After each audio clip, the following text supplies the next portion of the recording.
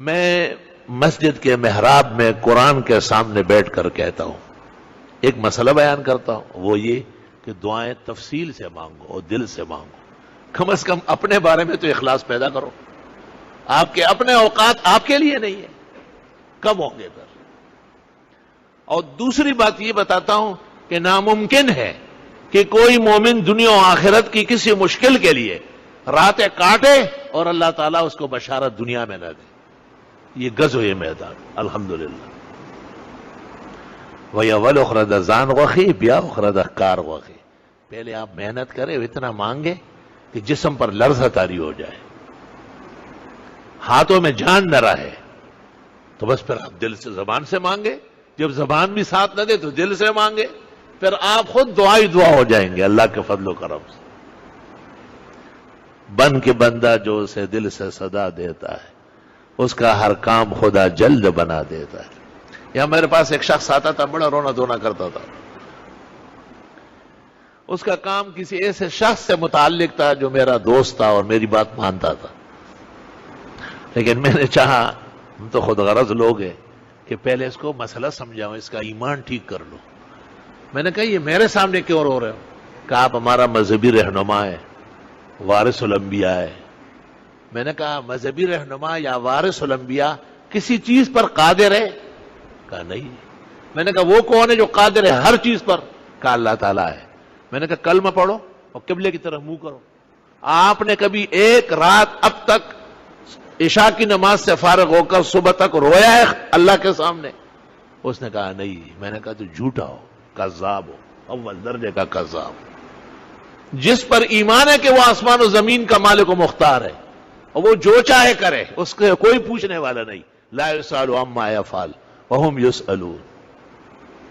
تو اس سے نہیں مانگتے ہیں، ایک ایسے شخص سے مانگتے ہو جو اپنی سانس کی قدرت نہیں رکھتا، جو بیٹھا ہوا تو ہے لیکن اٹھنا ضروری نہیں ہے، ہو سکتا ہے بیٹھے بیٹھے جان نکلے، جو آ تو چکا ہے لیکن اپنی جگہ پہنچ نہیں سکے گا، اس سے پہلے ہی ختم ہو جائے.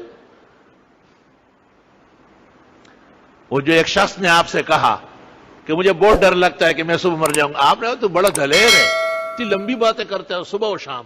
آپ نے ایسا نوالا ہاتھ میں لیا، کھجور اٹھائی، فرمایا مجھے اطمینان نہیں ہے کہ یہ میرے منہ تک پہنچ جائے گا اور اس سے پہلے میری روح قبض ہو جائے گی. وَأَنَا رسول اللہ، میں اللہ کا بہترین پیغمبر ہوں، آخر الزمان ہوں. مقربان را بیش بود حیرانی. جو خدا کو جانتے ہیں وہ زیادہ ڈرتے ہیں. باپ سے جتنا بڑا بیٹا ڈرتا ہے، چھوٹا نہیں، وہ تو کبھی داڑھی پکڑتا ہے، کبھی کان کھینچتا ہے، اس کو کیا پتا ہے. لیکن بڑا بیٹا بہت ادب سے رہتا ہے کہ رب ناراض نہ ہو جائے. علماء و عوارف، اولیاء و صلحاء و اکابر امت اس لیے لرزیدہ و تپیدہ، رنجیدہ رہتے ہیں کہ ان کو معلومات بہت زیادہ ہے. بدر میں ابو بکر مطمئن تھے، وہ ابو بکر تھے، پیغمبر رو رہے تھے کیونکہ مقام آپ کا ہے، منصب آپ کا ہے، ابو بکر کا نہیں ہے. اور محدثین کہتے ہیں مقام خوف مقام رجا سے افضل ہے، ڈرے رہنا پر امید رہنے سے افضل ہے. تو دعائیں بہت شوق سے مانگا کرو، خوب مانگو. کوئی ضروری نہیں کہ نماز کے بعد، نماز سے پہلے وقت دے دیا اللہ نے، مانگے. قرآن شریف کھول کے میں بعض اوقات ملک میں یا مدرسوں میں یا دوستوں کو جو تکلیف ہو تو ترمذی شریف یا بخاری شریف کے بعد دعا ہوتی ہے نا، میں کہتا ہوں ابھی مانگو بابا، ایسا نہ ہو اس درمیان میں نقصان ہو جائے. جیسے ہی میں بیٹھتا ہوں طالب علموں سے درخواست کرتا ہوں کہ پہلے دعا مانگو، یہ پریشانی پیش ہے، الحمدللہ. پھر درس کے بعد دوبارہ مانگیں گے. اللہ کا لاکھ لاکھ شکر، کرم و احسان. میں نے طلباء سے کہا ہے کہ میرا مذہب دعاؤں میں سب لوگوں سے علیحدہ ہے. میں ہمہ وقت دعا مانگنے کا قائل ہوں، ہمہ وقت، اور کوئی کام ہی نہیں. ہر نماز کے بعد 2-3 دفعہ دعا ہو جاتی ہے. تو پھر لوگ آتے ہیں چاچیاں ملانے، جی اللہ مسافر، اوے پرے ہٹ، اے پرے ہٹ. او بے شرما، 5 نمازیں میں خود پڑھاتا ہوں، ہر نماز کے بعد کم از کم آدھا گھنٹہ بیٹھتا ہوں، کچھ نہ کچھ واز نصیحت دعا. یہ تیری تسلی کے لیے نہیں ہے، تیری چاچیاں ملنا ضروری ہے. تیری چاچیاں خواہ مخواہ کی، اپنا وقت بھی ضائع کرتے ہو، ہمیں بھی تنگ کر رہے ہو. فضول مصافحہ. اگر نبی آخر الزمان کے بعد نبوت کی گنجائش ہوتی تو 2 چیزوں پر پابندی لگتی ہے. ایک تو جب تک پہلے ٹائم کا کھانا ہضم نہ ہو، خبردار کے کھانا منہ میں لگایا، یہ موت کی کوشش کر رہے ہو، قبر کھود رہے ہو. اور دوسرا یہ کہ بے وجہ اور بے سبب اور بے بشارت اور بے موقع مصافحہ ہے، زندگی کے تنگ کرنے کا طریقہ ہے. رہنے دو. مجھے معلوم نہیں احادیث میں کہ رسول اللہ صلی اللہ علیہ وسلم کے ساتھ لوگ چاچیاں ملاتے تھے, چاچیاں ملاتے, پھر تو آپ بس وہیں بیٹھے رہتے. نہ اسلام آگے آتا اور نہ قرآن آگے بڑھتا, بس لوگوں سے مصافحہ ہوتا. 20 سال سے میں نے علماء کو کہا کہ بھائی یہ روکو نا اس کو. نہیں روکا. اب میری وہ طاقت بھی نہیں رہی. اب یہ واحد سال ہے کہ کراچی سے لے کے ترخم تک 32 جگہ بخاری کے لیے جانا تھا, سب کو جواب دے دیا. میں نہیں آ سکتا. کیوں؟ میں سٹیج پر اکیلے ہوتا ہوں, ہر طرف سے لوگ مجھے کھینچتے ہیں اور میری سانس اکڑ جاتی ہے. مجھے پتہ چلتا ہے کہ شاید آج میری رخصتی کا وقت ہو گیا. ناکارہ اور نادان, بے موقع اور بے محل اور جھوٹے عشق کے لوگوں کی وجہ سے.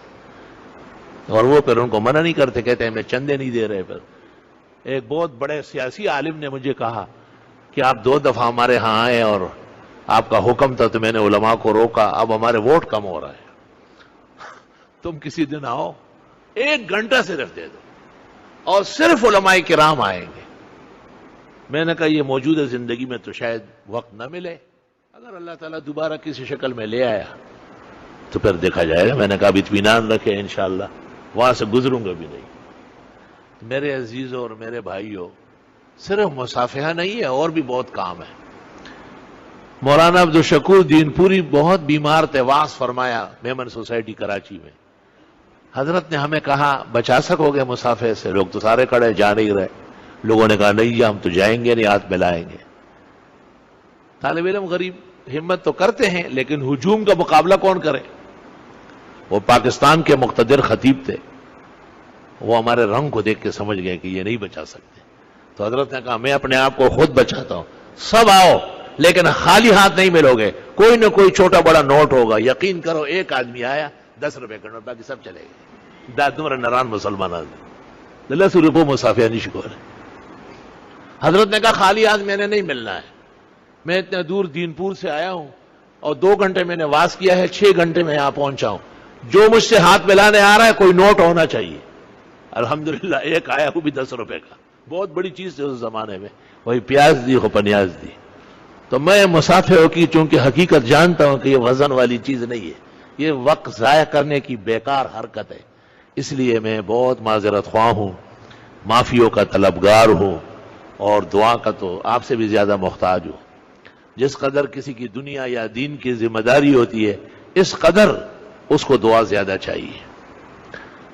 حدیث شریف میں ہے کہ حضرت عمر نے کہا حضرت عمرہ کرنے جانا ہے, اجازت دے دے. آپ نے کہا اجازت ہے. وَلَا تَنْسَانَا فِي دُعَائِكَ يَا أُخَيْ, میرے چھوٹے بھائی مجھے بھی دعاؤں میں یاد رکھنا. علماء کہتے ہیں بڑے مقام کے ساتھ بڑی حاجت ہوتی ہے, بڑے مقام کے ساتھ دعاؤں کی ضرورت بڑھ کر ہوتی ہے.